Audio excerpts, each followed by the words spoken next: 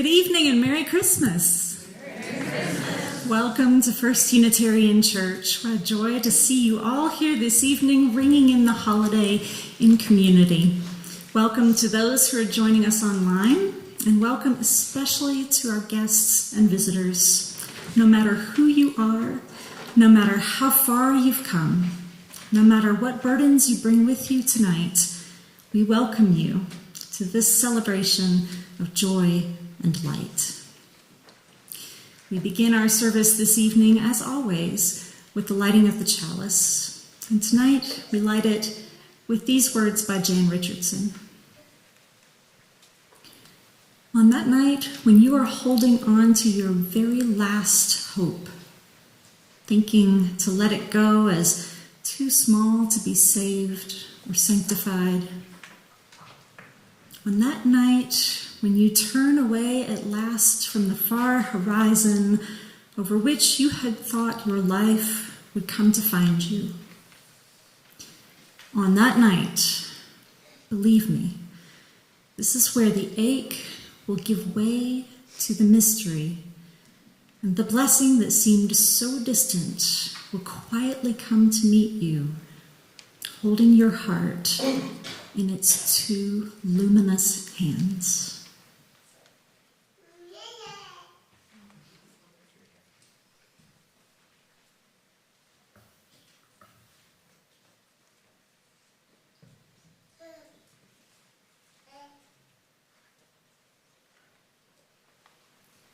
I invite you to rise in body or in spirit as we open our service in song, number 245.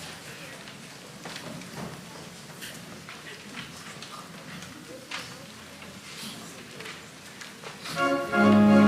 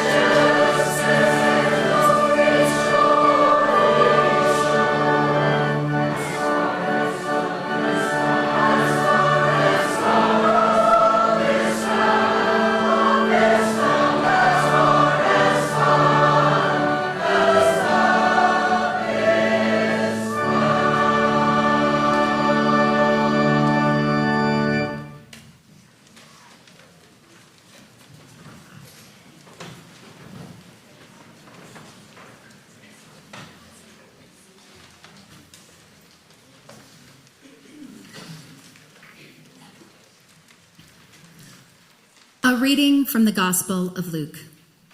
In those days, Caesar Augustus made a law. It required that a list be made of everyone in the whole Roman world. It was the first time a list was made of the people while Quirinius was governor of Syria. Everyone went to their own town to be listed. So Joseph went also. He went from the town of Nazareth in Galilee to Judea. That is where Bethlehem, the town of David, was. He went there with Mary to be listed. Mary was engaged to him. She was expecting a baby. While Joseph and Mary were there, the time came for the child to be born. She gave birth to her first baby.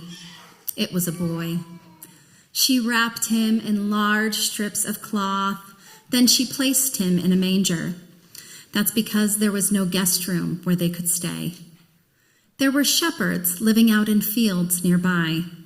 It was night, and they were taking care of their sheep. An angel of the Lord appeared to them. They were terrified, but the angel said, "Do not be afraid. I will bring you good news. It will bring great joy for all people. Today, in the town of David, a Savior has been born to you. He is the Messiah, the Lord. Here is how you will know I am telling you the truth. You will find a baby wrapped in strips of cloth and lying in a manger." Suddenly, a large group of angels from heaven also appeared. They were praising God and said, "May glory be given to God in the highest heaven, and may peace be given to those he is pleased with on earth." The angels left and went to heaven. Then the shepherds said to one another, "Let us go to Bethlehem. Let us see this thing that has happened, which the Lord has told us about." So they hurried off and found Mary and Joseph and the baby. The baby was lying in a manger. After the shepherds had seen him, they told everyone. They reported what the angel had said about this child. All who knew were amazed at what the shepherds had said. But Mary kept these things like a secret treasure in her heart. She thought about them over and over.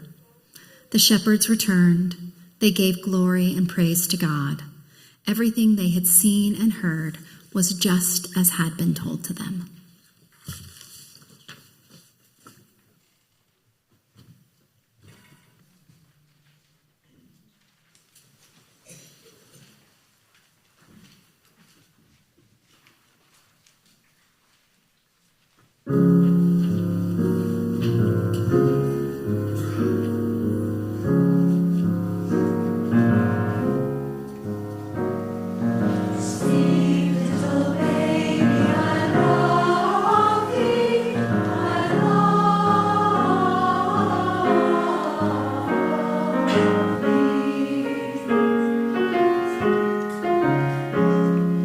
Sleep, little king, I am there.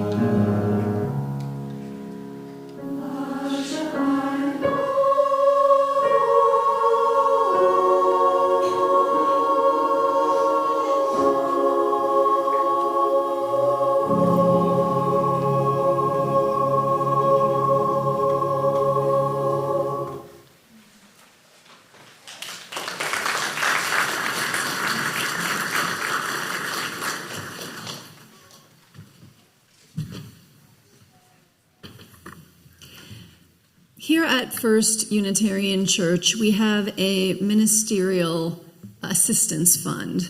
This is a fund that exists at the discretion of myself and Reverend Monica, and its purpose is to help those in need, those in our community or those in our wider community beyond our walls who have fallen on hard times. I know more and more people are falling on hard times. At least I have experienced more and more people requesting aid over the past few months. This fund is replenished only once a year, tonight on Christmas Eve. Tonight, everything that goes into the collection plate will go directly to our Ministerial Aid Fund for the next year. So please, if you are able this evening, please donate anything you put in the plate or donate to our QR code via the link. We'll make sure that the basket is full for members of our community for this following year. Please give generously.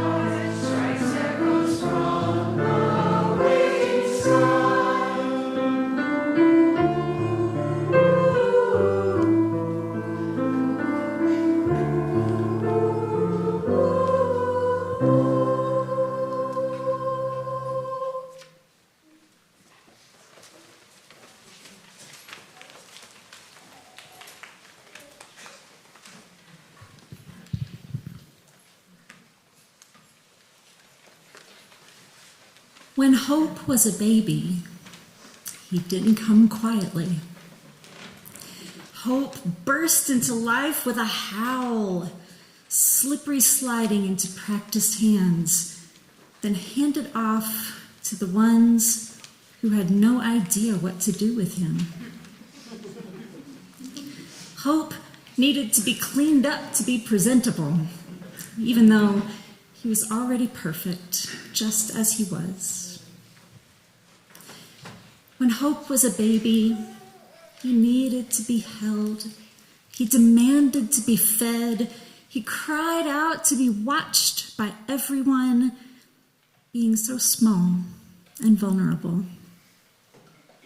Yet Hope's grip and Hope's gaze were stronger than you might think. When Hope was a baby, he might smile at you, and it would look like a real smile, even though it was probably just gas. When Hope was a baby, he looked around wide-eyed at every little thing, seeing everything for the first time, seeing everything for the miracle that it is.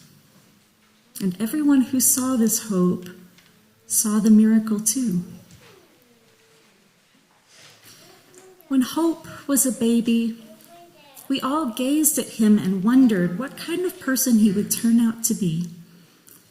Some people said Hope would grow up to be somebody, while others said they didn't expect much.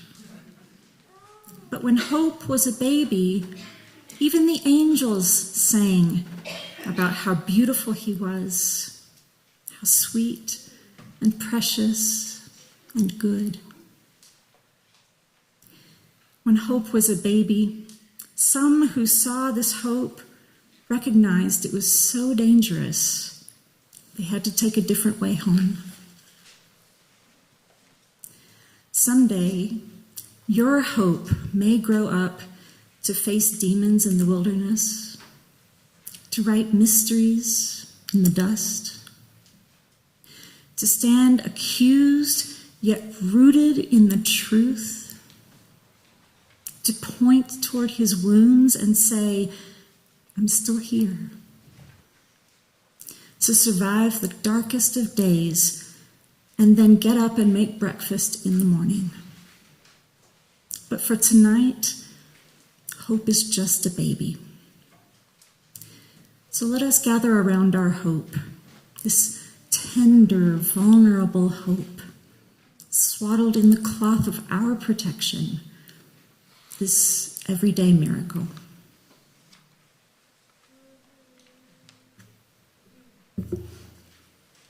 Let's sing once more.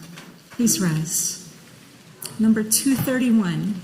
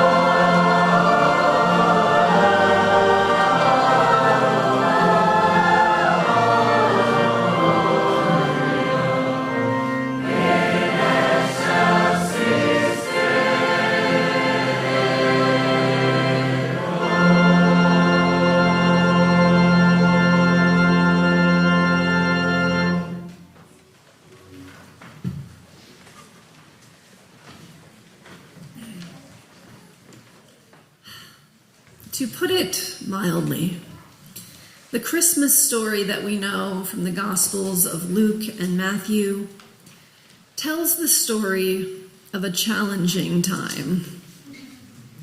Palestine was occupied by Rome, an empire who oppressed the Jewish people and regularly punished dissenters with crucifixion, a particularly torturous form of capital punishment.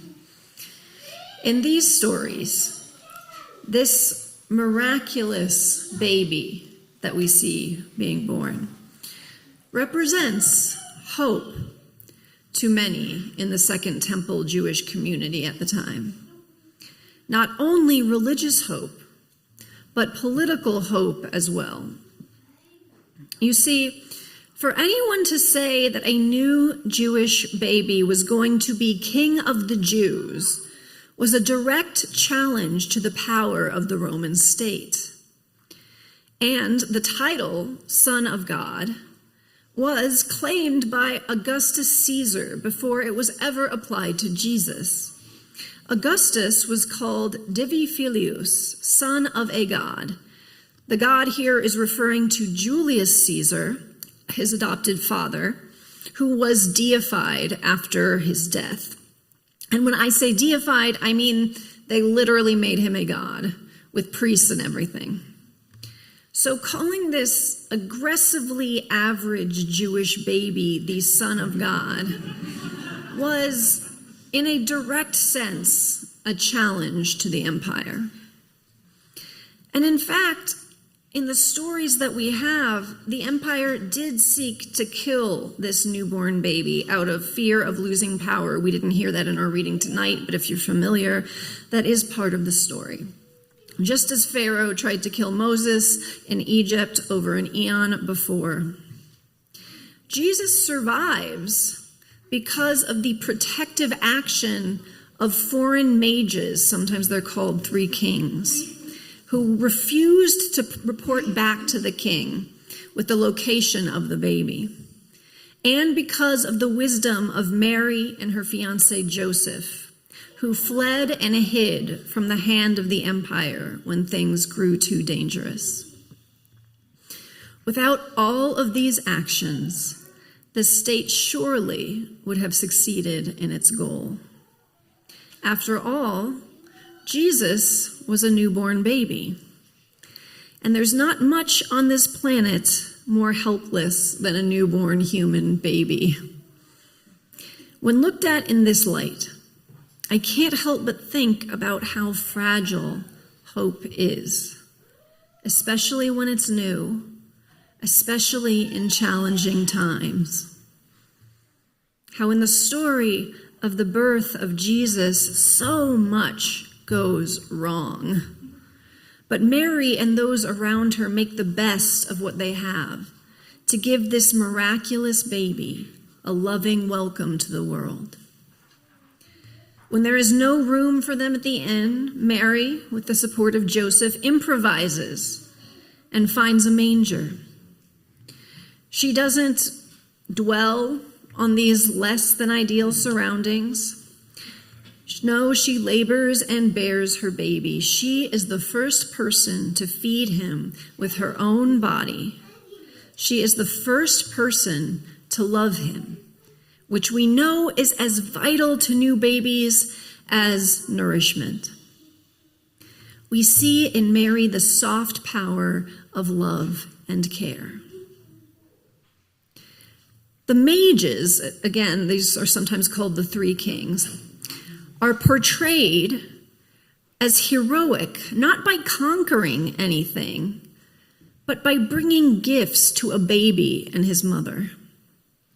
They defend the baby not by challenging Rome or drawing their swords, but by disappearing quietly, by keeping his identity a secret, by not speaking, by not doing, by being soft.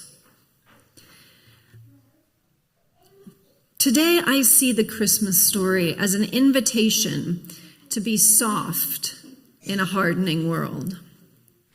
To recognize that the survival of hope means that sometimes it's necessary to hide, to focus on nurturing instead of fighting. We mustn't expect to be saved by a comic book movie superhero with washboard abs every time. So often salvation is small and squishy. and can't even hold its own head up. My wish, as we enter into another winter of social unrest, mistrust, and fear, is that we prioritize caregiving, not only to those in our immediate families or our friends, but to our neighbors and to those who may be vulnerable and afraid. We will need it because even more fear will be coming. It always does. And we will need to be soft like never before. We will need to nurture ourselves and one another, to improvise, to rally in the streets at times, and at other times to hide.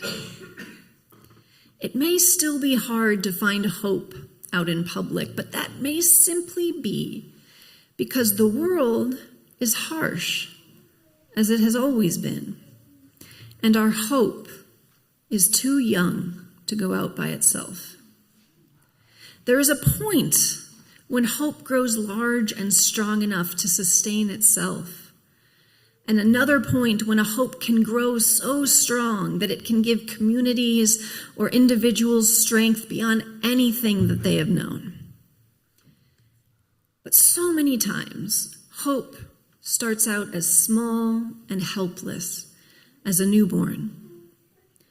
And in a harsh world, it is our job to protect it, to feed it, to shelter it, to love it, until it can walk on its own, until it can speak for itself, until it outgrows us. I ask all of you, please, be gentle this holiday with yourselves, with your family, with your friends, with your enemies. And in this new year, I ask us all to find our hope, no matter how small it may be. Love and nurture this hope as a loving new parent would love and nurture their newborn. Be soft, be careful. Watch your hope grow inside you until it's ready to become a light to the world. And when that time comes, let it shine.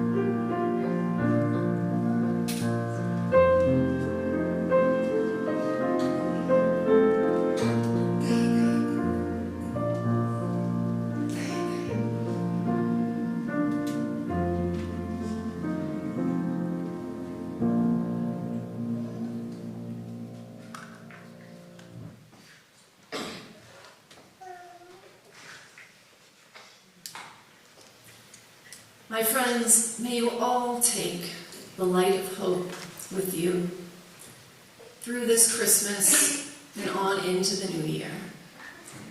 I wish you all a joyful and blessed holiday. Amen.